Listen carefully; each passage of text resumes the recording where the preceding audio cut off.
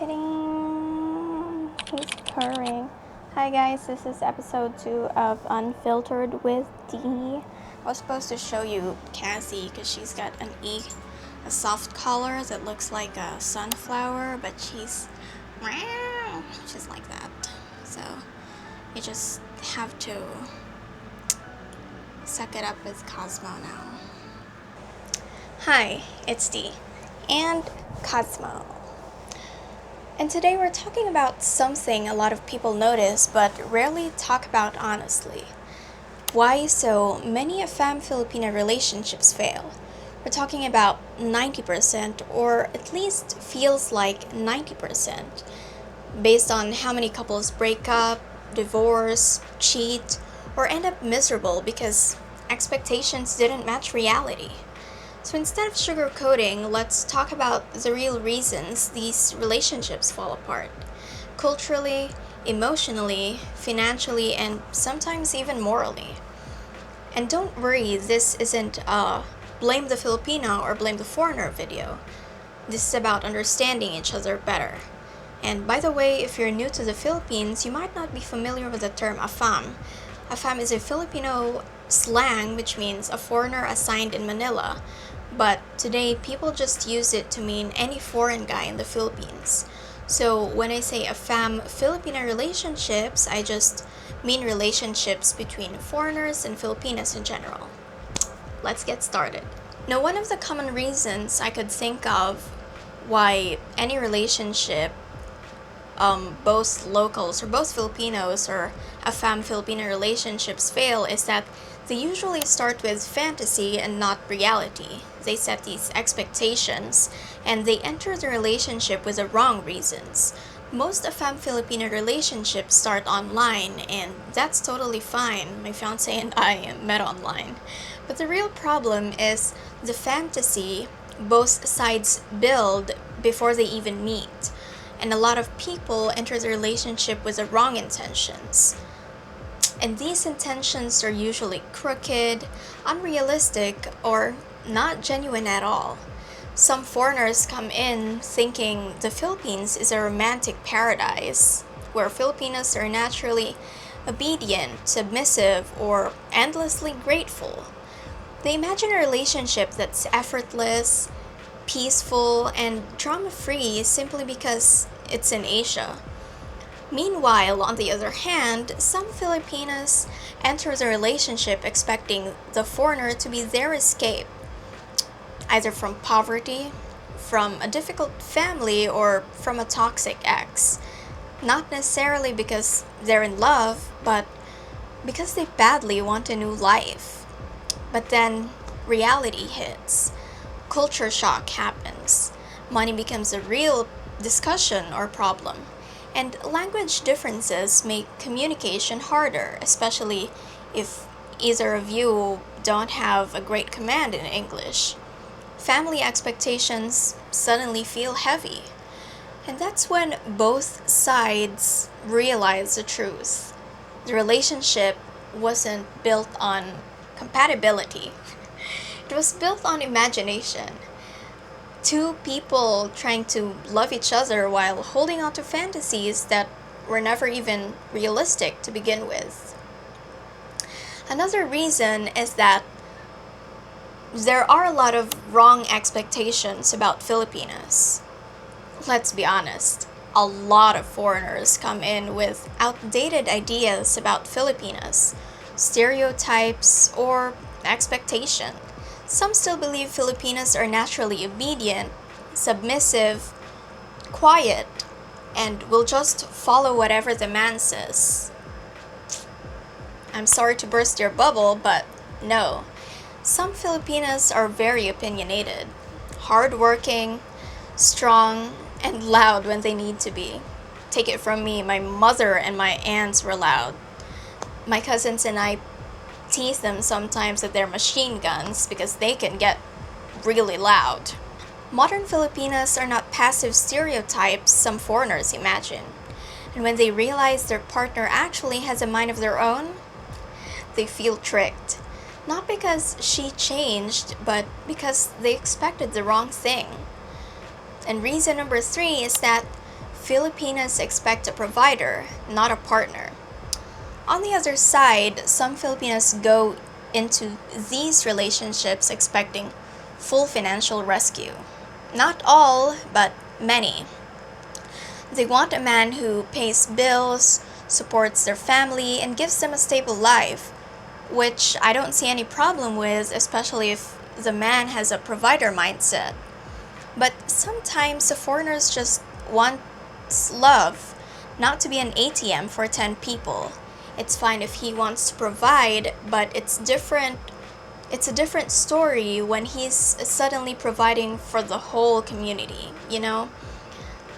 This mismatch creates resentment. He feels used, she feels unsupported, and then that's when the relationship cracks. Now, the fourth reason is that cultural differences are way bigger than they expected. You may be able to adapt or adjust to it, but sometimes some people don't. And honestly, culture can make or break the relationship. What foreigners call lying, Filipinos sometimes call tampo, because when he asks, is there something wrong, she's gonna say no because she wants the silent treatment.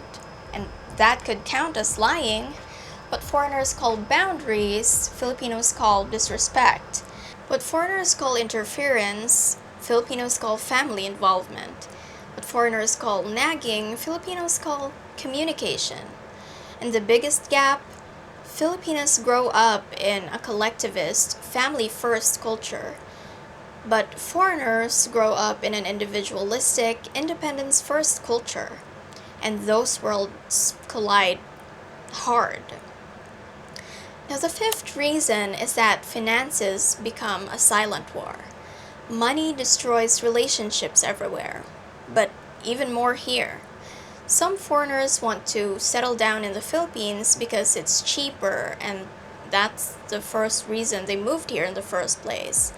Some Filipinos dream of going to the US for better opportunities. Already different dreams. And then comes the pressure.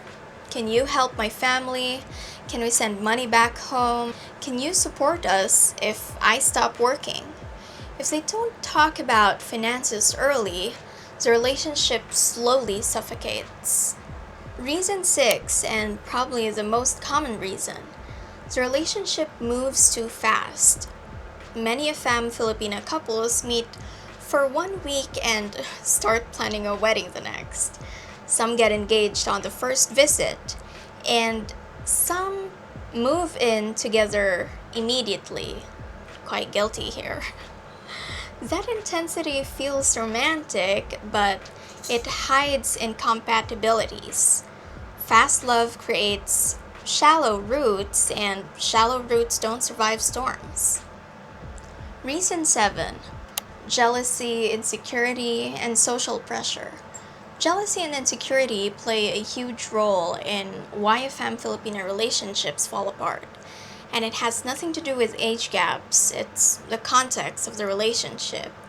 On the Filipino side, the insecurity usually comes from worrying she's not enough, not because foreigners want richer or more westernized women, because, as a matter of fact, correct me if I'm wrong, but most AFAMs come here because they're tired of that.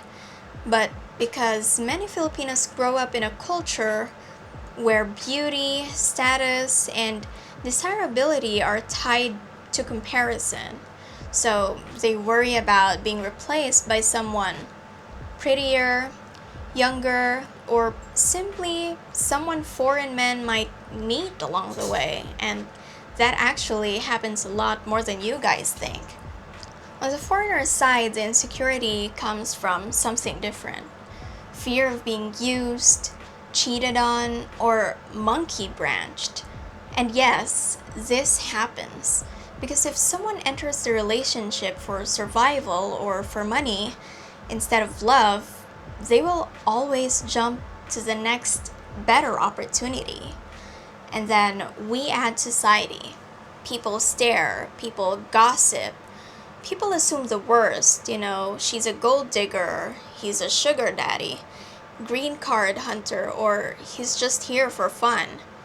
Even when the relationship is healthy, the noise is nonstop.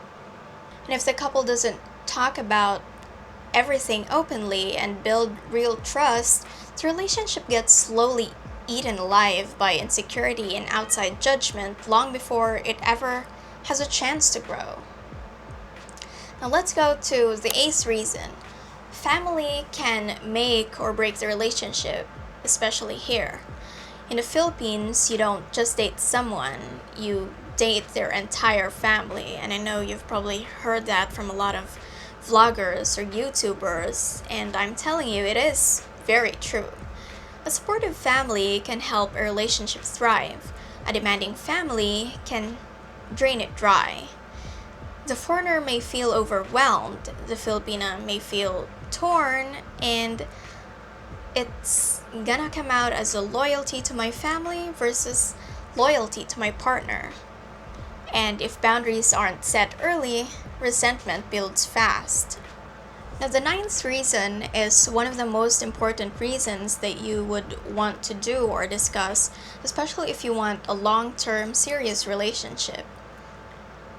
The ninth reason is that they never discuss long-term plans. Where will you live? Where will we live?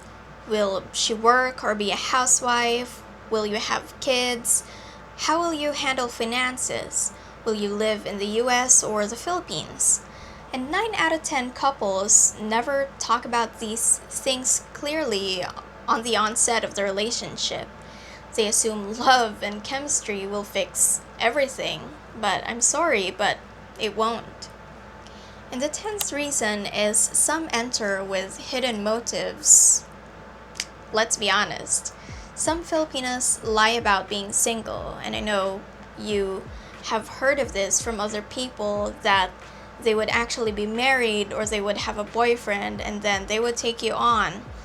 They would get money from you and actually split it with their partner. And some foreigners too lie about still being married. Some people hide debts, children, addictions, or families asking for money.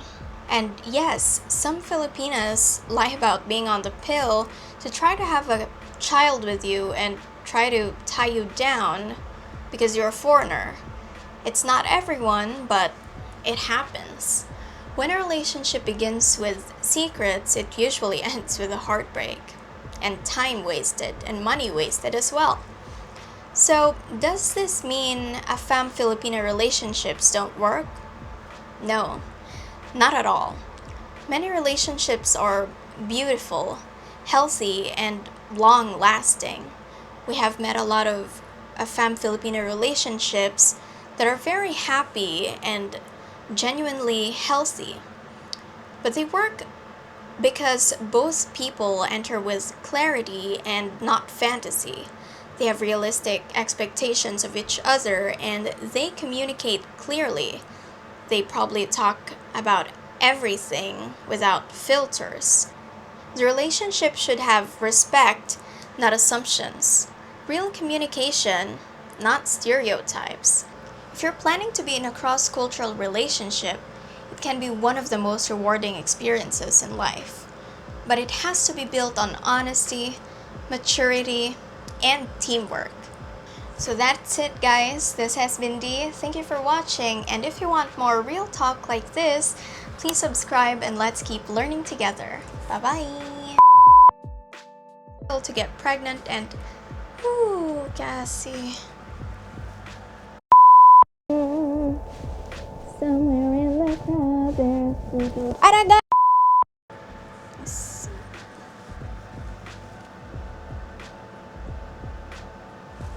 Say hi!